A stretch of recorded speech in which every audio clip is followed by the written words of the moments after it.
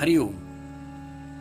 राजा जनक आणि सर्वज्ञानी श्री अष्टावक्र यांचा ज्ञानसंवाद. अष्टावक्र गीता अध्याय 3, श्लोक 10.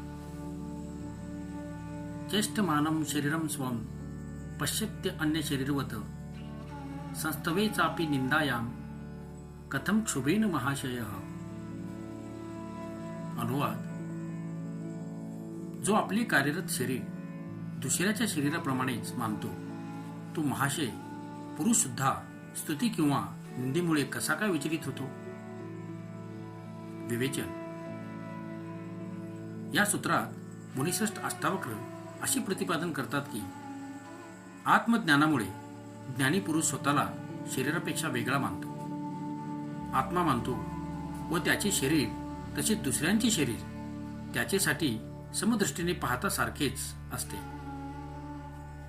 शरीर व आत्मा हे भिन्न असल्याने आणि आत्मा एकच असल्याने स्वतःचेच शरीराबद्दलचे जास्त ममत्व मात्र कमी होते.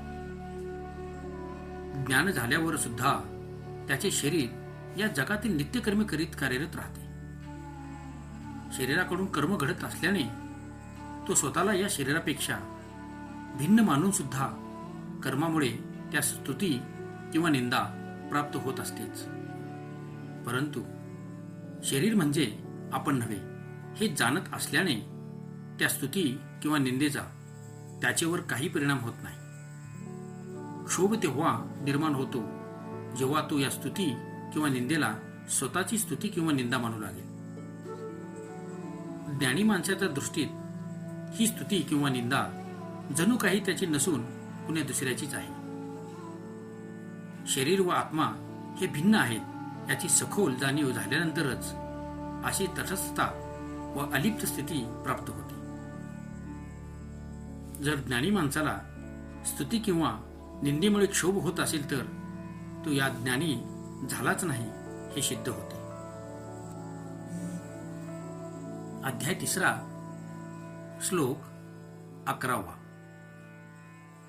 माया मात्रमिदं विश्वं पश्यन्य विगत कौतुकः अपि सन्निहते मृत्यो कथं त्रस्यति धीरधिः. अनुवाद. जो या जगाकडे केवळ माया म्हणून पाहतो व जो या जगाच्या कौतुका पलीकडे पोहोचलेला आहे तो धीर पुरुष सुद्धा मृत्यू आल्यावर भयभीत का व्हावा. विवेचन. मुनिश्रेष्ठ अष्टावक्र राजा जनकाकडून हे सुद्धा जाणून घेऊ इच्छितात की राजा जनकाचे मनातील मृत्यूचे भय नष्ट झाले की पूर्वीप्रमाणेच कायम आहे. अज्ञानी माणसासाठी जग हे सत्यच आहे. अज्ञानी माणसाचे मन याच जगात रमलेले असते. तो याच जगात शरीराने व मनाने सुद्धा राहतो, जगतो, खातो पितो, विकास करतो. संसारातल्या रोग, लोभ, घृणा, माया, मत्सर, द्वेष यामुळे प्रभावित होतो. तो जगालाच भोगाचे साधन व उन्नतीचा रस्ता मानतो. अनेक जण या जगालाच स्वर्ग मानतात, परंतु आत्मज्ञानी माणसाला वास्तव ज्ञान झाल्याने तो या जगाला असत्य मानतो व माया किंवा भ्रम समजतो, कारण त्याला बहुमूल्य आत्म्याची प्राप्ती लक्षात आलेली असते. या वैविध्यपूर्ण जगाकडे पाहून अज्ञानी माणसाला आश्चर्य वाटते व तो जगाच्या कौतुकात गुरफुटून जातो. परंतु ज्ञानी माणूस सत्यता जाणत असल्याने तो या जगाच्या कौतुकाच्या पलीकडे पोहोचतो. सामान्य जगतप्रेमी अज्ञानी माणूस हे जग सोडण्याचे म्हणजे मृत्यूच्या कल्पनेने भयभीत होतोच. न जाणो यानंतर कोणत्या कोणत्या जीवनीत प्रवेश मिळेल, स्वर्ग मिळेल का नरक मिळेल.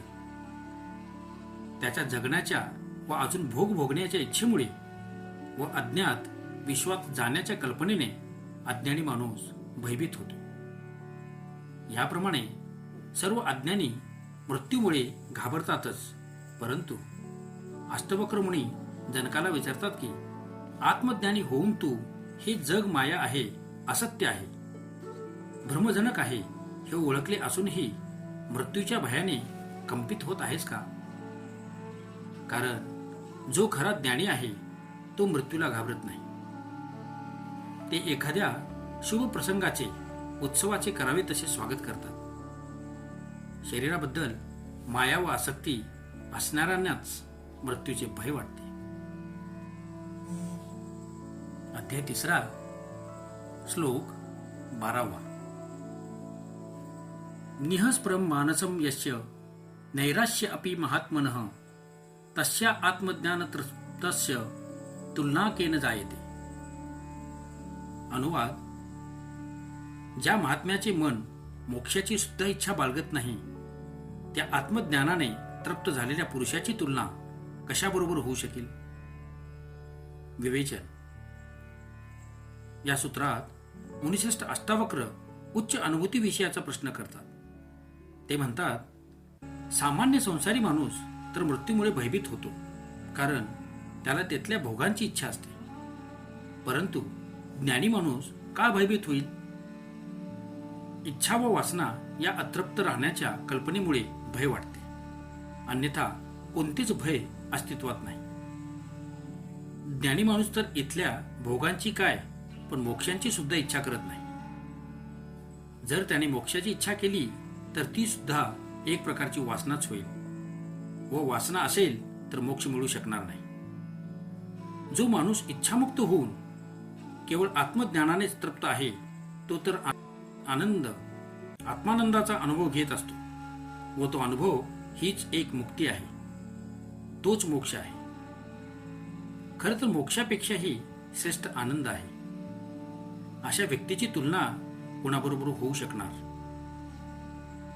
अष्टवक्र जणू इच्छितात की राजा जनकाला मोक्षाची तर अपेक्षा नाही ना.